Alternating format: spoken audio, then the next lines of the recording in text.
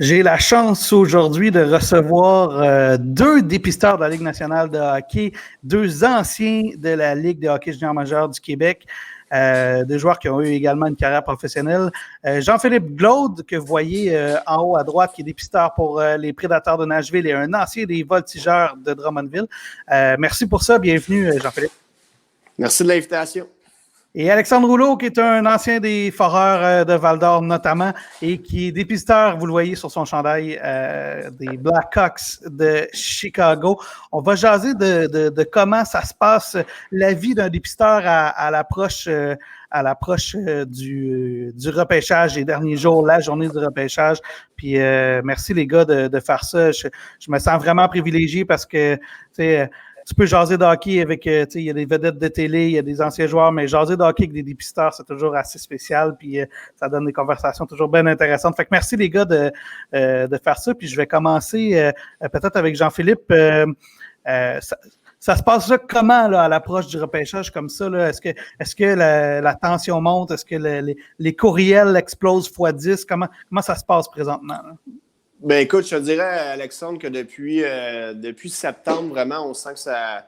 Oui, c'est plus intense, là, pour être honnête. Là. Dans l'été, il y a eu un petit peu une période d'accalmie où est-ce qu'on était un petit peu plus en mode vacances, un petit peu comme une année normale de repêchage. Mais depuis septembre, on sent que les réunions ont augmenté. Il y a un petit peu d'effervescence parce qu'effectivement, le repêchage arrive. Puis là, on va s'entendre. Ça fait quand même 6 mois que je veux dire qu'on est un petit peu arrêté, qu'on tourne en rond un peu, on ne sait pas trop. Fait que d'avoir la date du repêchage, de savoir ce qui s'en vient, non seulement c'est excitant, mais ça fait du bien là, de sentir que le concret arrive parce que honnêtement, on était plus dans un petit peu l'abstrait de regarder des vidéos, de se parler en Zoom, de se parler par courriel, texto. Le contact humain nous manque. Donc, ça va faire un grand bien d'enfin avoir le repêchage dans une semaine. Alex, c'est la même chose pour toi. Ça s'est accéléré dans les derniers jours. Tu as passé de période morte à une période pas mal plus active. Ça ressemble-tu à ça du côté des Blackhawks aussi? Oui, puis tu sais, je pense qu'on était un peu tous dans le même bateau. On dirait que cet été, ça a été des vacances, comme on peut dire, sans être des vacances, parce qu'on a vraiment comme été arrêté complètement. On a fait beaucoup de travail vidéo. On a fait des projets que je pense qu'on n'a pas le temps de faire normalement dans une saison normale. Ça nous a permis d'approcher le draft différemment. Puis là, depuis quelques semaines, depuis que la date, en tout cas de mon côté, là, depuis que la date officielle du draft a été annoncée, je sens que nos réunions sont beaucoup moins abstraites. Là. C'est beaucoup plus dans le concret, puis c'est plus sérieux. Je sens le ton des meetings beaucoup plus sérieux, puis il faut prendre des décisions. Tu sais, c'est facile d'aimer beaucoup de joueurs. Là, on est rendu dans... Il faut prendre des décisions. Hein. Est-ce que la pandémie, Alex, a cassé un peu le rythme d'une certaine manière parce que vous êtes habitué de, bon, OK, faire la saison, là, on allait vers les séries éliminatoires, puis la Coupe du Président, la Coupe Memorial. Est-ce que ça a cassé beaucoup le rythme? Ça vous a forcé à réécouter des vieux vidéos plus que d'aller voir des matchs live? Comment ça s'est passé, ce temps mort-là pour un dépisteur? Absolument. Ça a vraiment cassé. Puis aussi, c'est un temps d'année que ça nous permet de voir des joueurs souvent qui ne sont pas nécessairement dans la JLQ, puis là qu'on compare. Puis c'est ça qui permet un peu de blender tous ensemble. C'est aussi le temps où des fois, il y a des dépisteurs de d'autres régions qui viennent faire un tour dans la JMQ. Puis là, toute cette partie-là, cette année, est un peu plus écourtée. Fait qu'on a fait beaucoup de vidéos, puis pas nécessairement juste des vidéos sur les gars qu'on connaît, mais des vidéos aussi sur des gars qui jouent soit en Europe ou dans des autres ligues. Puis faire un travail un peu plus... C'est élargir un peu notre champ de vision. Là. Jean-Philippe, est-ce que c'est vraiment plus compliqué d'analyser un joueur sur vidéo que de le voir en vrai? Je sais qu'il y a des équipes de la Ligue nationale qui font beaucoup plus de vidéos que d'analyse vidéo que d'analyse en direct. Mettons, pour un dépisteur comme toi, c'est quoi la différence entre le voir assis dans les gradins et le voir un pack de faits saillants, par exemple? Mais tu sais, je te dirais que la vidéo, là, ça va venir renforcer peut-être des fois ce que tu vois, ce que tu ressens d'un joueur. Le seul truc qui, à un moment donné, devient un petit peu tannant avec les vidéos, pour être honnête, c'est que le hockey reste un jeu d'instinct. C'est un jeu, à un moment donné, tu as des jeunes qui prennent des décisions sur un moment. Mais quand tu regardes la vidéo, ça fait 8 fois que tu fais rewind, fast-forward sur une séquence précise, puis là, tu te poses la question, hein, pourquoi que son bâton ne l'a pas positionné comme ça en zone défensive, puis là, ben, tu essaies de comprendre. Mais tu sais, à un moment donné, c'est que ça finit plus. Là. Chaque action est analysée, puis des fois, ça arrive tellement que c'est poussé l'analyse que tu deviens à un moment donné à te perdre, à dire, ouais, ben là, à quelque part, il y a des défauts qui vont peut-être ressortir beaucoup plus, il y a des qualités qui peuvent ressortir beaucoup plus, mais ça reste que, tu sais, ça reste le jeu d'instinct, le hockey, qu'il y a des jeunes qui jouent avec un feeling, qui ont un hockey sense, puis qu'à un moment donné, le vidéo vient que tu perds un peu cette notion-là, parce que justement, tu regardes la même séquence à peu près 12 fois, tu regardes le défenseur qui fait son breakout, puis tu dis pourquoi il n'a pas levé la tête, puis là, tu essaies de comprendre, puis là, tu fais rewind, puis là, tu sais, je veux dire, à un moment donné, moi, je veux dire, il n'y a rien de mieux qu'être dans l'aréna, regarder le match, puis être tranquille, regarder ce qui se passe, le joueur, prise de décision au moment précis, prendre une note. Quand tu refais ton rapport, tu te ramènes à ça, tu sais, Alex a joué à la game aussi, il sait très bien qu'à un moment donné, tu te remets dans les patins du joueur, puis tu dis, ah oui, je comprends pourquoi il a fait ça, etc. Fait que, tu sais, la vidéo a aidé peut-être à donner un petit taux de vision, mais en même temps, puis il a bien dit, Alex aussi, ça nous a permis de comparer peut-être des Européens, des joueurs qu'on voit moins, qu'on n'a pas vu du tout. Ça a été le fun. Mais ça reste que les joueurs de notre territoire, de trop les regarder en vidéo à un moment donné, je trouve que c'est exagéré pour être honnête. Et là, présentement, vous avez comme une espèce de double tâche parce que là, vous avez encore le repêchage qui aurait dû être fait, qui n'est pas fait. Mais j'imagine que vous ne pouvez pas négliger l'autre qui s'en vient après pour 2021. Fait que comment est-ce qu'on gère 2 repêchages en même temps? Est-ce que présentement, j'ai commencé avec Alex, est-ce que présentement, on se concentre juste sur le repêchage 2020, qui est celui qui est dans les prochains jours, prochaines semaines, là, ou est-ce que on garde quand même un œil à long terme? Comment ça fonctionne? Ben c'est sûr qu'on se tient au courant. Tu sais, je pense qu'on développe des habitudes de toute façon prioritairement de se tenir au courant de notre ligue respective. Ça, c'est la base. Fait que c'est sûr que tout ce qui se passe dans la ligue, on essaie de s'en tenir au courant. Mais c'est sûr que quand je suis allé voir des matchs récemment, ben je ne m'en cache pas, ma vision puis mon focus était beaucoup plus porté vers les joueurs du draft du draft 2020, là, du draft qui s'en vient. C'est sûr que les joueurs qui sont dans le match, on les regarde quand même, puis on les analyse, puis j'ai fait mes rapports dessus quand même. Mais de toute façon, c'est un peu tôt dans l'année pour porter jugement sur ces joueurs-là. Donc, je suis vraiment en mode de pré-analyse, je regarde, je prends des notes un peu plus de base, puis ça commence à me donner aussi une idée un petit peu plus du joueur, de ce qui se développe ou de ce qui va être. Mais avant de commencer à suranalyser ces joueurs-là, je veux vraiment qu'on puisse closer notre draft de 2020 avant.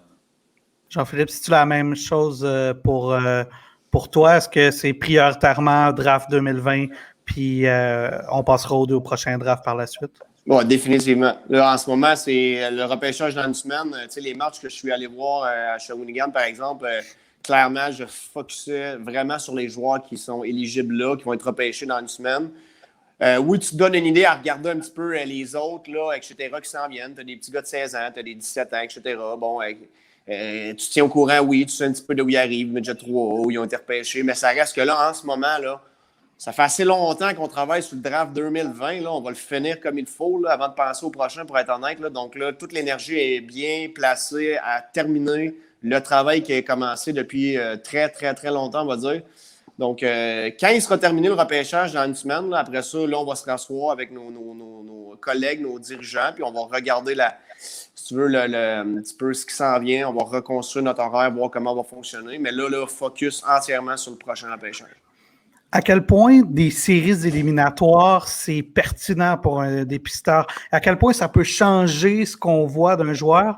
Est-ce que ça peut être un game changer pour certains joueurs d'analyser un gars en séries éliminatoires? Parce que là, il n'y en a pas eu. Là. Fait que est-ce que ça peut nuire à certains joueurs qui auraient peut-être performé en série? Mettons, Alex?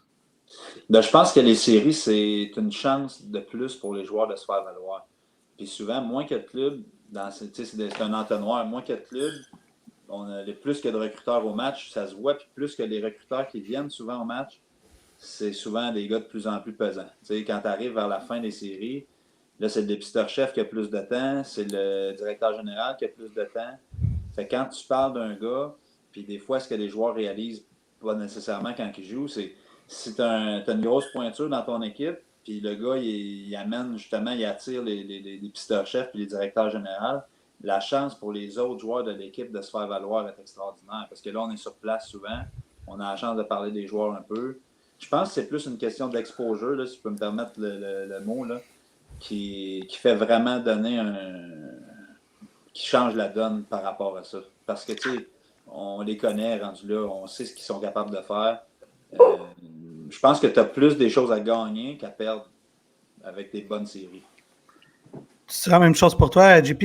Mettons que moi, je jouais dans la LHGMQ, là, puis moi, j'étais un joueur bien ordinaire, puis j'ai eu une saison bien ordinaire. Mais en série, je livre.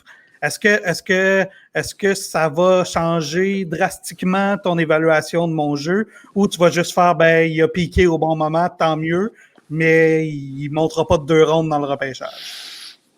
Ben, tu sais, la saison du repêchage d'un jeune, c'est souvent ce que tu recherches à voir, c'est la constance. Tu sais, un kid qui n'a pas eu une bonne saison, ça peut arriver, mais souvent, tu le connais de son année underage, donc tu as une idée. Tu sais, c'est sur une longue période de l'analyse. Donc, si tu as une saison tout croche, puis tu arrives en série, puis tu fais 2 bonnes rondes, ça ne veut pas dire que tu vas monter de 4 rondes, on s'entend.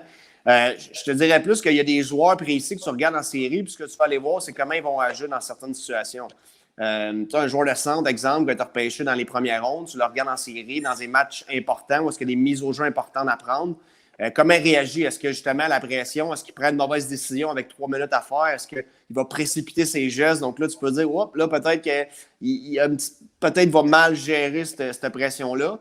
Mais rarement, un joueur qui, malheureusement, que ce soit autant en série que dans un championnat U18, par exemple, il va avoir des moins bonnes performances. Il ne va pas perdre 14 rangs sur ta liste parce qu'il n'y a pas eu des bonnes séries. À l'inverse, peut-être un joueur que tu aimes beaucoup qui, en plus, a des bonnes séries, performe au bon moment, compétitionne, garde le même niveau de jeu, augmente encore plus son désir de gagner, de vaincre, etc. Ben, peut-être que là, il va gagner justement une ronde, pas une ronde, là, mais peut-être quelques rangs parce que justement, tu disais, ce gars-là, c'est un gars de playoff, entre guillemets. Là. Donc, ça peut jouer plus positivement que négativement. Excuse-moi, Alex. Corrige-moi si je me trompe, JP. Il y a aussi le travail qu'on fait toute l'année. C'est que on n'est pas tout seul à décider. T'sais. Si on était le directeur général, ça irait bien. On dirait, oui, il a connu les grosses séries. Mais toute l'année, il faut qu'on explique et qu'on rapporte un peu ce que les gars font. Fait que c'est dur de mettre la switch à on, arriver en série, puis dire « Ah, il est rendu, là, ça fait 6 mois que je chiale après qu'il ne livre pas à marchandises. » Ben, pas chialer, mais tu sais, qu'on dit qu'il nous déçoit. Puis là, qu'on arrive en série, il est vraiment bon. Là, il faut le drafter, gars, il faut le drafter. Tu sais, je pense pas que ça marche de même. Là, ils vont dire « Ben, amène-nous un peu de substance à ta réflexion. » C'est un bon point, parce que même à l'inverse, quand il y a des recruteurs de même de ton organisation dans une réunion, qui, en début de saison, vont te parler d'un joueur, puis tu as l'impression que, pour plein de raisons, ils n'aiment pas ce jeune-là, ou ils ont moins de feeling, puis que tout à coup, ce jeune-là arrive à la fin de l'année, il y a des bonnes séries, puis là, il te le ramène sur la table, comme si tout à coup, il passerait par-dessus un joueur de ton territoire, puis là, tu es là, time out, là. Je veux dire, toute l'année, tu en as parlé, puis j'avais pas l'impression que tu l'aimais, mais là, tout à coup, moi, mon gars, toute l'année, moi, je l'ai aimé, donc c'est un bon point, effectivement, la switch on-off, à un moment donné, puis c'est vrai que notre job, c'est pour ça que j'utilisais le mot constance, c'est que toute l'année, les jeunes, il faut que tu aies quelque chose, il faut que tu aies des faits à ramener à ton recruteur-chef, à tes collègues, pour justement un petit peu mousser un peu le joueur pour que, sur une longue saison, quand il arrive vers série, il continue à performer. C'est encore plus facile de le vendre. Tu dis, hey, by the way, là, ce jeune-là, je vous en ai parlé depuis le mois d'octobre. Donc, ils ne sortent pas de nulle part. Là. Donc, conclusion de la question, le fait qu'il n'y ait pas eu de série, ça ne changera pas drastiquement l'évaluation des joueurs pour ceux qui ont eu une bonne saison. C'est un peu plus malheureux pour ceux qui auraient pu avoir une chance de gagner des points auprès des dépisteurs, mais fondamentalement, ça ne change pas tant que ça pour la plupart des joueurs parce que vous les avez évalués sur les 2 ans qui ont précédé dans leur passage junior. Ouais, exact. Je comprends bien. Oui. Il y a toujours le contexte particulier, blessure, pas de blessure. Si le gars n'a pas joué de l'année, il arrive, il a la chance de se faire voir. Des fois, des gars qui sont dans des super bons clubs, des fois, on les surévalue un peu parce qu'ils sont très bien entourés, rendus en série. Fait qu'il y a aussi d'autres facteurs à ça. Mais, ouais. Parlons-en des joueurs qui sont blessés beaucoup leur année de leur repêchage. On en a un dans la GMQ, puis je ne vous demanderai pas spécifiquement d'en parler, mais il y a un gars comme Hendrix Lapierre qui a été blessé. Je me souviens aussi le repêchage Alex Galchenyuk, il y a quelques années, avait été repêché 3e overall. Il n'avait presque pas joué de la saison. Comment est-ce qu'on fait pour vendre un joueur qui a été blessé toute la saison à son directeur général? Si on pense que c'est le joueur qu'on veut repêcher, évidemment. En fait, moi, j'aime moins le mot vendre. Moi, je ne me vois pas comme un vendeur, mon directeur général, personnellement. Mais j'essaie plus, tu sais, on est dans la projection. Fait qu'on essaie de regarder, premièrement, c'est quoi la blessure. Puis est-ce que c'est une blessure qui peut être récurrente ou est-ce que c'est une blessure qui est juste malheureuse. Puis après ça, on essaie de projeter du mieux qu'on peut. Puis il y a aussi une partie médicale, en tout cas dans mon cas, moi, qui sort un peu de nos mains, là, où l'information est transmise. Puis après ça, il y a une décision qui va se prendre plus au niveau du staff médical de l'équipe par rapport à la blessure qui est ciblée. JP, comment toi tu vois ça, de parler d'un joueur ou évaluer un joueur qui n'a presque pas joué lors de sa saison de repêchage? Ben, tu sais, justement, là, c'est le travail, c'est justement de le faire sur une longue période. Puis, tu sais, Hendrix Lapierre, on peut. Je vais en parler de ce cas-là, qui est un cas qui est assez particulier. Mais je veux dire, Hendrix Lapierre, si chaque recruteur a fait son travail, on le connaît, midget 3, tu l'entendais parler, tu feras un peu d'informations. Il arrive junior à 16 ans, tu le vois jouer, parfait. Il joue au tournoi Linka, il performe super bien, tu le vois jouer. Malheureusement, il est blessé, il est reblessé, il ne joue plus, sa saison est finie. Bon, qu'est-ce que tu fais avec ça? Ben, tu sais, tu peux pas tasser tous les rapports que tu as faits, tous les matchs que tu as vus de lui. On repêche des jeunes sur leur upside et non sur ce qu'on voit actuellement. Donc, si tu es capable de, selon toi, les informations que tu as vues, que tu as prises, si tu es capable de bien placer ça, puis tu crois aux jeunes, puis tu penses que justement, malgré ses blessures, ben, il y a de l'upside, puis que dans 3, 4, 5 ans, il peut être un joueur important de ton organisation, et que les blessures, ben, à travers ça, les rapports médicaux, ben, ton staff médical dans ton organisation te dit voici ce qu'il y en a. Ben là, après ça, pour moi, tu as les outils en main, tu as les données pour décider est-ce qu'on le classe en un rang confortable qu'on veut le prendre. Fait que, tu sais, je veux dire, c'est malheureux pour le joueur, mais à quelque part, je veux dire, on a fait notre travail depuis l'année passée sur ce joueur-là, exemple, ou sur d'autres. Donc, je pense qu'on a toutes les données en main pour de prendre une bonne décision. Donc, c'est pas nécessairement si le gars a livré toute sa carrière, ça peut ne pas être trop dommageable, même s'il est blessé à son année de repêchage. Effectivement. Puis je veux dire, encore là, ça dépend aussi, tu sais, clairement, il y a la blessure, là, on s'entend, là, je veux dire, le type de blessure. Puis est-ce que, tu sais, je suis convaincu que c'est la même chose avec Alex à Chicago. C'est que, tu sais, il y a des gens, nous, je suis pas. Malheureusement, je n'ai pas fait mes études au niveau médical, là, mais je veux dire, il y a des gens, nous autres, dans Nashville, qui ont regardé tous les rapports qui ont été envoyés puis qui ils ont donné leur avis médical pour vraiment que nous, on dise, bon, ben un coup, on a l'avis médical, on fait quoi avec ce cas-là précis? Là? Est-ce que c'est vrai, les gars, que le repêchage qu'on connaît cette année, là, celui de 2020, en est un spécial? Là, il y en a beaucoup qui le comparent au repêchage de 2003. C'est-tu un repêchage qui est vraiment, vraiment profond comme des grands repêchages qu'on a connus ou c'est moins votre feeling? JP, mettons, t'as pas l'air sûr? Ben, moi, honnêtement, je suis pas vraiment un bon gars pour comparer. Non, mais dans le sens que, je veux dire, ça me fait toujours rire parce qu'on reprendrait peut-être des articles de journaux du repêchage 2016. Là, puis je me souviens pas ce qu'ils se disaient, mais peut-être qu'on disait que ce repêchage-là, c'est un des bons depuis 10 ans. Puis là, 2018, puis là, 2017. Comme recruteur, pour être honnête, à chaque année, là, on est excité des joueurs. Puis là, tu regardes ta liste, c'est que là, hey, on va repêcher un bon joueur en première ronde, deuxième ronde, on a des gars. Puis même ton gars de sixième ronde, s'il croit, puis il va jouer 500 games dans le pro. C'est ça notre job, c'est d'y croire, d'être excité puis de cibler les gars. Donc moi, si je me demande la question, chaque draft de la nouvelle année, pour moi, c'est le meilleur draft. Puis l'année prochaine, ça va me dire la même affaire. Donc, tu sais, comparé à 2003, je t'en reparle dans 10 ans, puis on va pouvoir se le dire. Mais moi, je ne peux pas embarquer dans les comparaisons, mais je peux te dire que là, si je regarde ma liste de drafts qu'on a dans une semaine, je suis très, très excité. J'ai très hâte de repêcher des gars en première, deuxième et troisième ronde. Très excité. Alex, c'est la même chose pour toi. Tu sais, c'est difficile, dans le fond, d'évaluer un repêchage 10 ans avant. On verra dans 10 ans c'est quoi les résultats de ce repêchage-là. Es-tu un peu dans la même école de pensée? Oui, puis ça me fait rire. Ben, je trouve ça bon de voir tout le positivisme à JP et tout ça. Parce que c'est vrai que dans le fond, on arrive en 6e, 7e ronde. Puis des fois, le draft n'est pas fini. Puis là, on se bat pour inviter un gars. Puis là, c'est le vol du draft. Puis justement, la pandémie a fait ça. En tout cas, de mon côté, là, beaucoup plus d'analyse. Puis là, on va revoir les drafts passés. Puis là, tu te mets à dire, ben lui, je l'aimais beaucoup. Puis là, malheureusement, il n'a pas débloqué. Lui, je l'aimais beaucoup. Lui, je me serais mis en tête sur la bouche. Puis, ben, tu sais, à Montréal, on le voit beaucoup aussi. Là, la TV le fait beaucoup pour les Canadiens. Là. Nous, on le fait plus globalement des fois, mais c'est ça.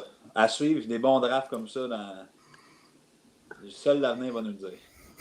Mais en même temps, je pense qu'il faut que tu aies ça. Il faut que tu sois excité par les joueurs que tu vois. Puis que tu sais, si tu es pour dire faut repêcher ce gars-là, que ce soit en 4, en 5e ou en 6e ronde, il faut que tu aies des arguments pour. Tu dis, Alex, t'aimes pas le mot vendre, mais ça devient un peu ça d'une certaine manière. Alors, il faut que tu l'aimes, il faut que tu sois excité par le joueur, même si c'est un choix de 6e ronde, j'ai l'impression, rendu là. Je pense que c'est essentiel pour un dépisteur.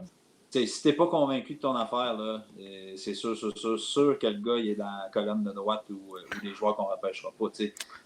J'aime pas le mot vendre, mais c'est vrai qu'on est les premiers représentants des gars de la région. Fait que là, après ça, notre job, c'est de faire aimer ce gars-là aux autres recruteurs qui vont venir le voir. Puis après ça, ultimement, aux gars qui appellent au micro. Là. Fait que la chaîne de commande est facile à comprendre. Fait que c'est vrai, j'aime pas le mot vendre, mais c'est sûr qu'il faut que nos collègues l'aiment. Je vais rajouter aussi là-dessus, c'est que même si en 6e ronde, tu repêches un joueur, puis tu y crois au repêchage, puis tu es là, puis tu pousses, puis exemple, il est sur ta liste, il était haut, puis là, on le repêche.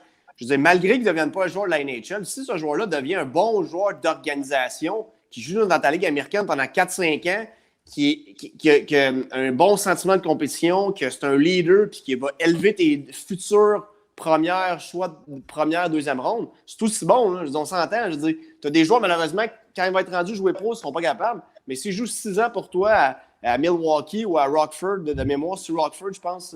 Bon. Ouais, ces gars-là jouent pendant 5-6 ans dans ton organisation. Puis c'est des bons joueurs d'organisation. Mais écoute, c'est aussi valorisant, là, dans le sens que tu es content parce que ces gars-là vont amener une culture à ton organisation. Donc, il y a ce volet-là aussi. Là. Peut-être qu'ils ne joueront pas dans la NHL, mais peut-être qu'ils vont amener quelque chose de différent à ton organisation. Puis peut-être ton choix de première ronde dans 2 ans, il va être élevé par des joueurs que tu as repêchés il y a plus loin, il y a plus longtemps, mais qui ont une certaine qualité précise, qui est du leadership, qui est du caractère, etc.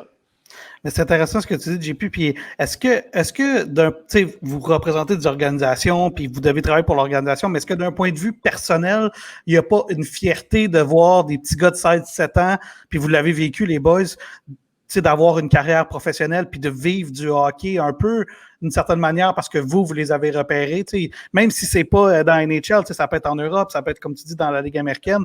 Est-ce qu'il y a une fierté de dire, moi, je savais que ce gars-là, il allait pouvoir jouer professionnel puis vivre du hockey?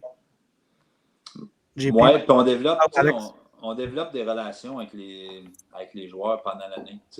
Les joueurs en tout cas, moi de mon côté, qu'on fait des interviews, si on peut dire, entre guillemets, ça ne s'arrête pas à une interview de 30 minutes. On continue à prendre de ses nouvelles, on va le texter, on va l'appeler une couple de fois dans l'année.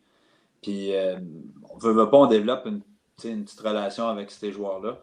Fait que quand tu les vois 1 an, 2 ans, 3 ans, 5 ans après, c'est sûr qu'on est fiers pour eux. Puis il reste qu'on est une petite communauté, puis tout ça au Québec. Fait qu'on est quand même toujours bien fiers de voir nos espoirs. Puis même les Européens qui viennent jouer dans la JMQ, c'est le fun de les voir.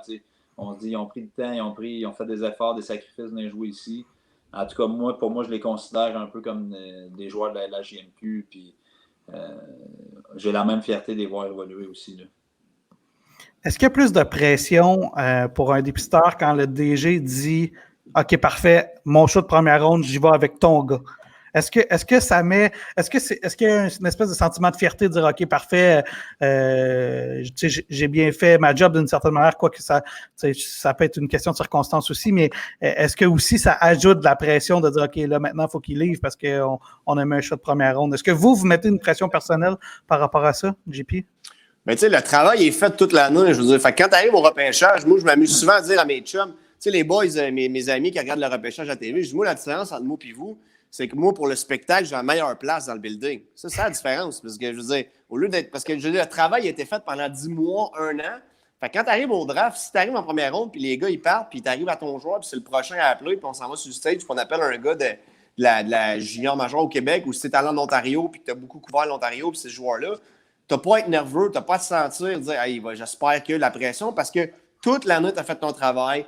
Les rapports ont été là. C'est un travail, c'est un consensus au bout de la ligne, on s'entend. Là. Faire une liste de repêchage, c'est un consensus entre tes recruteurs, le recruteur-chef, puis à un moment donné, on place les noms, puis il y a un consensus qui se fait. Oui, le recruteur-chef va trancher, mais tu es confortable, lui il est à l'aise. Il l'a vu, tu l'as vu le jeune, t'as amené des faits, t'as amené ce qu'il y en a. Donc, quand tu arrives pour le repêcher, il n'y a plus de pression à avoir, il n'y a pas de hey, j'espère que. Non, ça, c'est passé, c'est fait, tu es confiant, tu es vraiment confortable de le prendre. Puis, il y a une fierté? Ben, tu sais, je veux dire, en même temps, on va parler pour chaque organisation. La mienne, c'est que c'est vraiment un travail où est-ce que tout le monde a participé, tout le monde y a cru. Je veux dire, tout le monde l'a vu, tout le monde a vu la vidéo, tout le monde a vu le joueur. Fait que ce soit un gars, un Québécois, un Ontarien ou un Suédois, je veux dire, on est tous fiers, on est tous un consensus de dire on est content d'avoir ce joueur-là. Puis, je veux dire, à la fin, ben, c'est vraiment, je te dirais, collectif avant l'individu. Est-ce que parlons-en là, du repêchage spécifiquement, Alex, est-ce que une fois que la liste elle est faite et qu'on s'apprête à repêcher, est-ce qu'il y a quand même des discussions de dernière minute, le DG qui soudainement a un doute de dernière minute puis il va dire hey, Alex, finalement, j'aurais besoin d'informations de plus. Est-ce que ça arrive ça ou une fois que la liste elle est faite puis on vit avec au repêchage là, en fonction de ce qui a été comment le repêchage s'est déroulé? Ben, je pense que le hockey, c'est probablement les business les plus émotifs au monde. Puis les DG ne sont pas à l'abri de ça. Ils arrivent sur ben là, cette année, ça va être j'ai hâte de le voir justement si ça va être moins émotif. Mais eux, là, la journée, puis JP le résume bien, là, la journée du draft pour un recruteur, c'est 2-3 petits sacs de chips et une bouteille d'eau à la table. Mais mettons pour un DG, là, lui est dans le jus, il y a des coups de téléphone, il se passe plein de choses, des échanges. Si je me recule de 3 pics, je vais être capable de quand même aller chercher le même joueur qu'on a ciblé. Lui, ça va vite. Puis je pense que les informations qu'il nous demande le jour du draft, c'est bien plus pour nous tester nous, puis voir si on y croit jusqu'au bout, que pour lui-même se convaincre. Tu sais, la seule chose qui, des fois, il peut peut-être nous dire, t'es sûr de ton affaire, là. Tu sais, puis on n'y est pas. Tu sais, tu nous as parlé de l'année, c'était pas juste bien paraître, là. Là, si on pèse sur le bouton Enter, c'est fait. Fait que moi, c'est plus comme ça, je le vois, c'est plus un petit test de dernière minute, dire, regarde le grand, là, tu sais, si on y va, là, t'es confiant de ton affaire, fait que c'est plus un petit check-up de dernière minute. Là, et à combien de temps avant le repêchage, est-ce que la liste finale comme telle là, de l'équipe est faite? Ou est-ce qu'il y a une liste finale ou il n'y a jamais de liste finale? Il y a toujours une liste temporaire parce qu'on ne sait pas ce que les autres équipes vont faire, dans le fond. JP, est-ce que la liste comme telle, elle est faite comme plusieurs jours avant ou quelques... Ben, je te dirais que là, si on va parler du cas présent, là, nous, là, les réunions vont se poursuivre jusqu'à... Le repêchage est mardi, donc ils vont se poursuivre jusqu'à lundi. Là. Je sais que dimanche, on va faire une petite simulation de repêchage pour voir comment ça va se passer le mardi soir.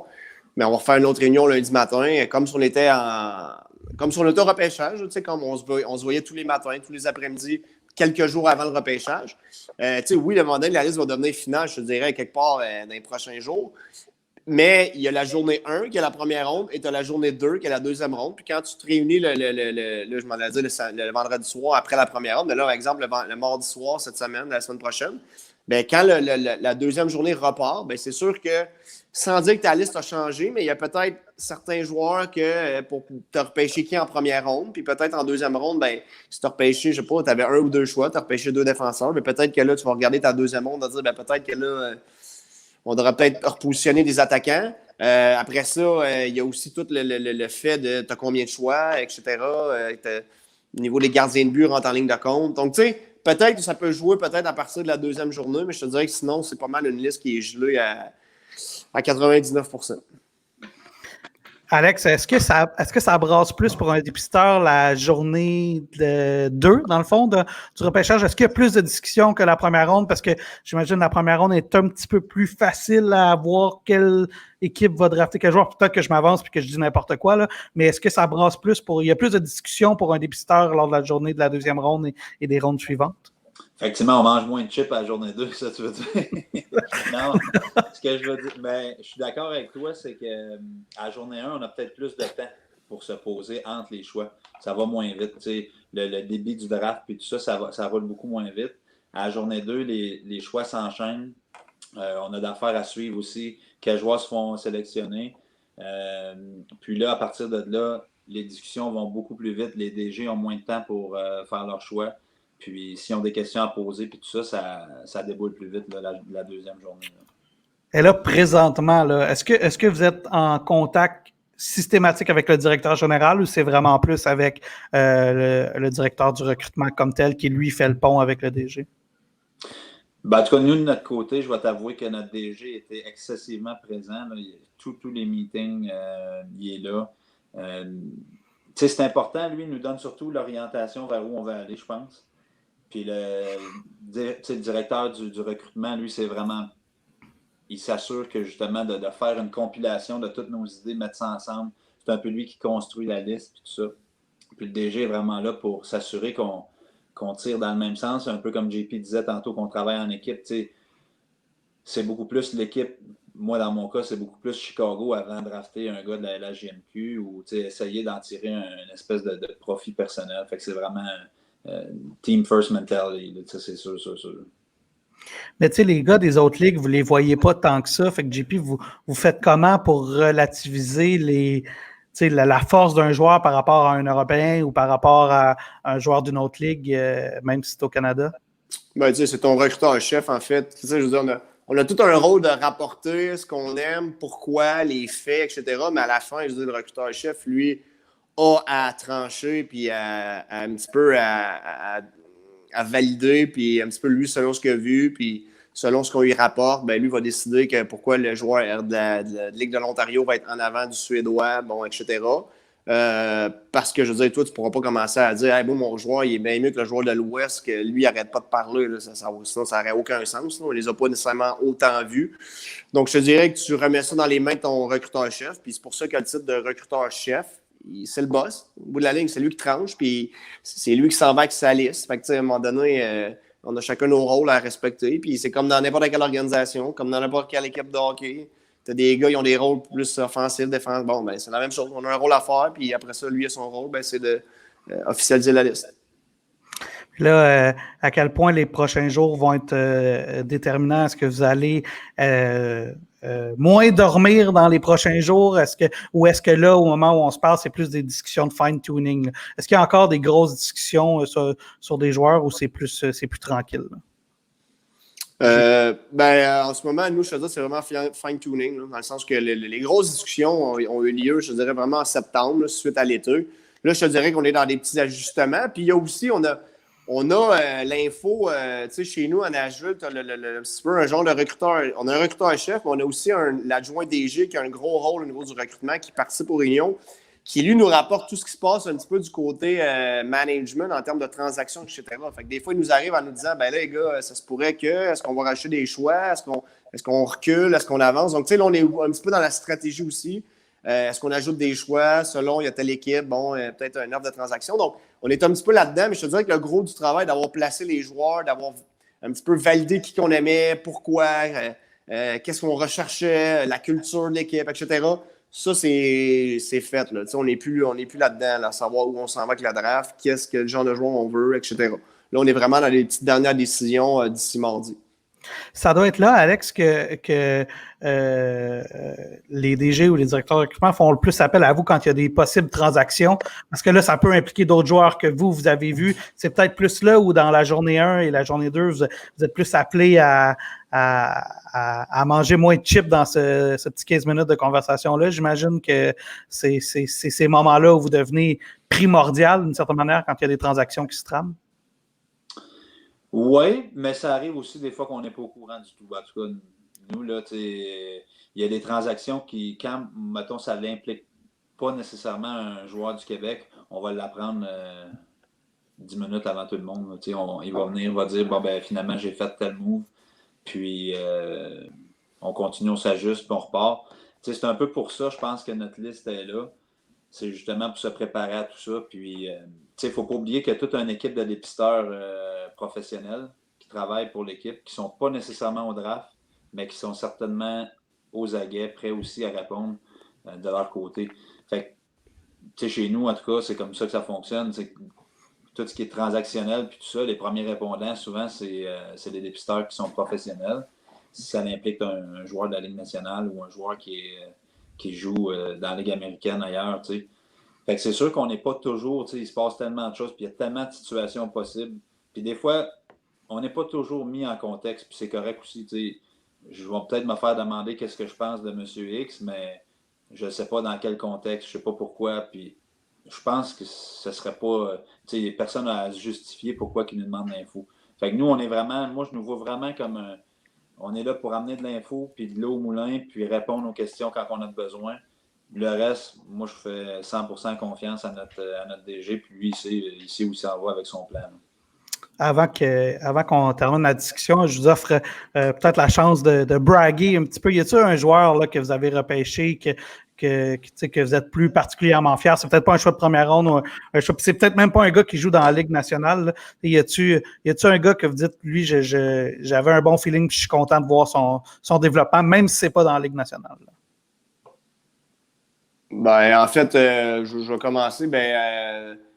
C'est sûr que c'est tout le temps facile de dire Sam Girard, mais là, Sam ne joue pas à Nashville, fait qu'on va l'oublier. Mais non, mais tantôt, je te donnais l'exemple d'un joueur, justement, qui peut-être amène en ce moment d'autres choses dans ton organisation. Puis Alexandre Carrier, c'est un joueur qui vient du Québec, mais encore là, c'est un travail d'équipe. Je n'étais pas tout seul. Je me rappelle qu'à son année 17 ans, parce que c'était un late, Alex, mon recruteur-chef déjà m'avait dit j'aime bien ce défenseur-là. Puis bon, c'est un travail d'équipe, on s'entend. Mais Alex en a que là, il est sur le point là, de rentrer à Nashville, de jouer peut-être 5-6. Mais toutes ces années-là, dans la Ligue américaine, tout ce que tu entends de lui, c'est culture, c'est un joueur, c'est un leader, c'est un compétiteur, c'est un gars qui amène du sérieux, de la discipline. Donc, ça a énormément de valeur. Là. L'année passée, c'était rendu l'assistant capitaine. Puis bon, il avait un rôle important. Puis donc, ça a autant de valeur qu'un joueur qui va réussir à jouer peut-être 100 matchs dans ton organisation. Il y a quelque chose qui amène. Puis là, Alex est sur le point de franchir le cap puis de jouer à Nashville. Donc, ça, c'est un choix qui est super le fun. Puis, c'est un choix de 4e ronde. Tu te dis, ça a une belle valeur, là, autant pour l'organisation que pour même le Québec ou même son organisation à Gatineau. Là. Quand même joué 3 matchs l'an passé, 5 au total pour Alex Carrier. Comme tu dis, là, ça s'en vient peut-être son affaire. Toi, Alex, es-tu un gars dont tu es plus fier ou qui a quand même déjà une belle histoire? Oui, il y en a plein.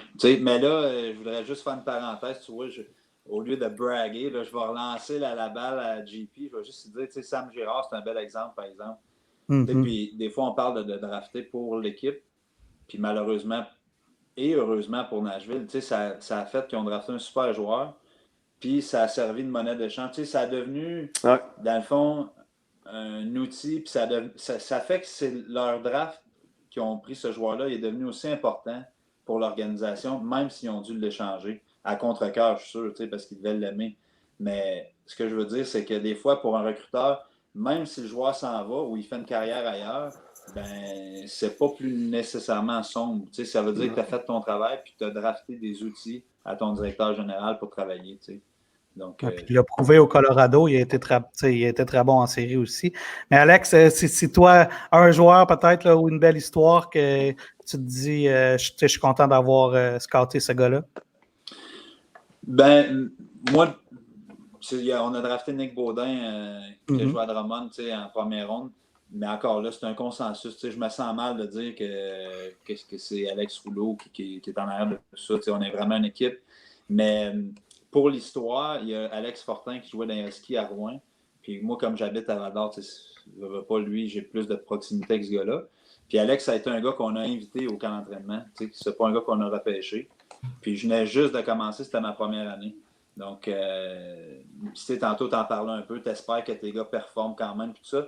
Moi, c'est la première fois que je venais d'arriver, puis Alex Fortin s'était fait inviter à Chicago.